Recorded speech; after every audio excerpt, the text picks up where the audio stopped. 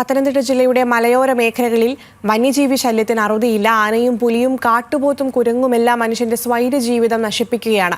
പട്ടാപ്പകൽ പോലും രക്ഷയില്ലെന്ന അവസ്ഥയിലേക്ക് എത്തി കാര്യങ്ങൾ. പത്തനംതിട്ട വടശ്ശേരിക്കര കുമ്പളത്താമൺ സ്വദേശികൾ കാട്ടാനയുടെ മുന്നിൽ നിന്നും തലനാരിഴയ്ക്കാണ് കഴിഞ്ഞ ദിവസം രക്ഷപ്പെട്ടത്.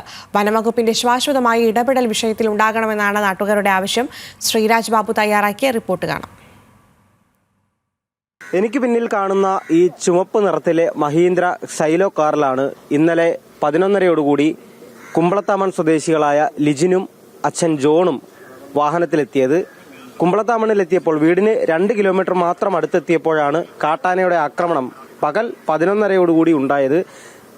ഡ്രൈവർ സീറ്റിനോട് ചേർന്ന് കാട്ടാന എത്തുകയും കൊമ്പ് ഇതിലേക്കൂടെ കുത്തി തൊട്ടപ്പുറത്ത് കാണുന്ന ഈ ഭാഗത്തുകൂടി കൊമ്പ് പുറത്തേക്ക് വരുന്ന ഒരു സാഹചര്യമായിരുന്നു ഉണ്ടായിരുന്നത്. തലനാരിഴയ്ക്കാണ് ഇരുവരും കാട്ടാനയുടെ ആക്രമണത്തിൽ നിന്നും രക്ഷപ്പെട്ടത്. പട്ടാപ്പകൽ കാട്ടാനയുടെ ആക്രമണം അല്ലേ? അതെ അതെ. എന്തായിരുന്നു സംഭവിച്ചത്? ഞങ്ങള് വടശ്ശേരിക്കര ഹോസ്പിറ്റലിൽ പോയിട്ട് വരുന്നു. അപ്പോൾ ഒരു ക്യാൻസർ പേഷ്യന്റ് ആണ്. അപ്പം വെള്ളിയാഴ്ച കീമോ ഉണ്ടായിരുന്നു. കീമോ എടുത്ത് കഴിയുമ്പോൾ ക്ഷീണം വരും. അപ്പോൾ അതിന് ട്രിപ്പ് ഇടാൻ വേണ്ടി വടശ്ശേരിക്കര ഹോസ്പിറ്റലിൽ പോയിട്ട് തിരിച്ചു വരുന്ന വഴിയാണ് ഈ സംഭവം നടക്കുന്നത്. അപ്പോൾ ഞങ്ങൾ വന്നപ്പോൾ ഒരു ചെറിയ വളവാണ്. അതിന് മേളിൽ റബ്ബർ തോട്ടത്തിൽ നിന്ന് ഇറങ്ങി വരുമായിരുന്നു. ഞങ്ങൾ ഒരേ സമയത്താണ് വന്നത്. ഞാൻ വണ്ടി അവിടെ ചവിട്ടി നിർത്തിയപ്പോഴത്തേക്ക് വന്ന് ആക്രമിക്കുകയായിരുന്നു. നമ്മുടെ ഡ്രൈവർ സീറ്റിനടുത്തേക്ക് വന്ന് ആദ്യമേ ഗ്ലാസിന്റെ മണ്ടയ്ക്ക് തുമ്പിക്കൈ കൊണ്ടടി. അത് കഴിഞ്ഞ് കൊമ്പം കൊണ്ട് ഡോറിന്റെ സൈഡിൽ കുത്തി വണ്ടി കിളത്തി മറിച്ചിടാനാണ് നോക്കിയത്. പക്ഷെ വണ്ടി നിരങ്ങി അന്നേരത്തേക്ക് പോച്ചപ്പുറത്ത് കയറി അവിടുന്ന് നീക്കി ഇട്ടു. കുറച്ച് ഒരു പോയിന്റോടെ വ്യത്യാസം ഉണ്ടായിരുന്നെങ്കിൽ താഴെ കുഴിയിൽ പോയേനെ. അപ്പുറത്ത് വലിയൊരു കുഴിയാണ്, അവിടെ പോയേനെ, മറിഞ്ഞു വീണേനെ. ചെറിയ വണ്ടി ആയിരുന്നെങ്കിലും പൂർണ്ണമായിട്ടും മറിഞ്ഞേനല്ലേ? ചെറിയ വണ്ടിയായിരുന്നു പൂർണ്ണമായിട്ടും മറിഞ്ഞേനെ. ചെറിയ വണ്ടിയാണെങ്കിൽ മൊത്തം തകർന്നു പോയേനെ. പക്ഷെ കാട്ടാനയുടെ ആക്രമണം തൊട്ടടുത്ത് വരെ എത്തി. പേടിച്ചു പോയി കാണുമല്ലേ? പേടിച്ചു പോയി. ഞാൻ അതുപോലെ ഇതായിട്ട് ട്രിപ്പ് ഇട്ട് വരുന്ന ക്ഷീണം കൊണ്ട് അങ്ങനെ ഇരിക്കുകയായിരുന്നു.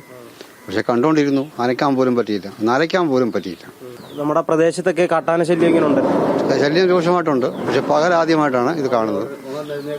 4 മണിക്ക് വൈകിട്ട് 4 മണി കഴിഞ്ഞ് മഴയുള്ള സമയത്തൊക്കെ ഇറങ്ങി വരാറുണ്ടായിരുന്നു.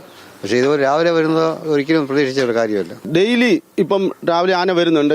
എന്റെ മുറ്റത്ത് തന്നെ ഇപ്പൊ 2 പ്രാവശ്യം മുറ്റത്ത് ആന വന്ന് വാഴയാന്നേലും തെങ്ങാന്നേലും എല്ലാം എടുക്കുന്നുണ്ട്.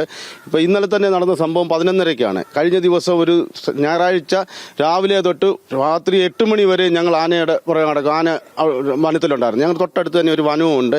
ഈ വനം കാരണം ഞങ്ങൾക്ക് അവിടെ വലിയൊരു ശല്യം, മുളങ്കാട് വല്ലതും കയറി കിടക്കും. അതിനകത്ത് ഈ ആനയുടെ ശല്യം ഓൾറെഡി ഉണ്ട്. പിന്നെ മൊത്തത്തിൽ നോക്കിയാൽ ഞങ്ങൾക്ക് ജീവിക്കാനൊക്കാത്ത ഒരു അവസ്ഥയാണ്. ചേട്ടാ, ഈ ഒരുപാട് നഷ്ടമുണ്ടല്ലേ? ഒരുപാട് നഷ്ടമുണ്ട്. 70-70 രൂപയുടെ പണിയുണ്ട്. അത് ടോപ്പെല്ലാം പ്രസ്സായിപ്പോയി. ടോപ്പ് അമങ്ങിപ്പോയി, ഗ്ലാസ്സുകളെല്ലാം പൊട്ടിപ്പോയി, ഡോർ ഷെല്ല് റൈറ്റ് സൈഡ് മൊത്തം ഡാമേജ് ആയിപ്പോയി. വണ്ടി പ്രസ്സായിപ്പോയി, ടോപ്പിൽ നിന്ന് പ്രസ്സായിപ്പോയി. ഫ്രണ്ട് ഗ്ലാസ് വിൻഷീൽഡ് കംപ്ലീറ്റ് പൊട്ടിപ്പോയി, ബാക്കിലത്തെ ഗ്ലാസ് പൊട്ടിപ്പോയി. നല്ലൊരു എമൗണ്ട് വർക്കുണ്ട്. ഒരു 70-70 രൂപ ആ റേഞ്ചിൽ വരും വർക്ക്. അതാണ് പത്തനംതിട്ട ജില്ലയുടെ മലയോര മേഖലകളിൽ ഈ വന്യജീവി ശല്യം രൂക്ഷമാണ്. പട്ടാപ്പകൽ പോലും ഇപ്പോൾ ഉണ്ടായതുപോലെയുള്ള സമാന അനുഭവങ്ങൾ ഒരുപാട് ആളുകൾക്ക് പറയാനുണ്ട്. വന്യജീവി ശല്യത്തിൽ ശാശ്വതമായ ഒരു പരിഹാരം വേണമെന്നാണ് മലയോര മേഖലകളിൽ താമസിക്കുന്ന മുഴുവൻ ആളുകളുടെയും ആവശ്യം.